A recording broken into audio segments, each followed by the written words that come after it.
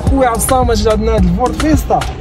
شو خويا مبهدله شو كاش فولو هذا. دخلناك بالاخر عبد الصمد داك كاش فولو. شي الحال اخويا مهدي؟ نركبوا لها خويا هاد كاش فولو، نركبوا لها راس السوق في الكاليتي خويا مهدي. الصمد وفيه كربون اخويا، فيه الجلد وفيه الدعامات.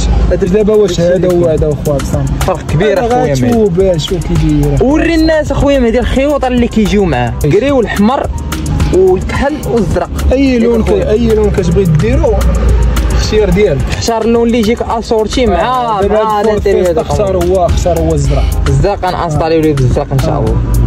مرحبا خويا مهدي. دونك غنوريو الناس لانستالاسيون وملي تكمل نوريو لهم ان شاء الله. ان شاء الله خويا عبد الصمد.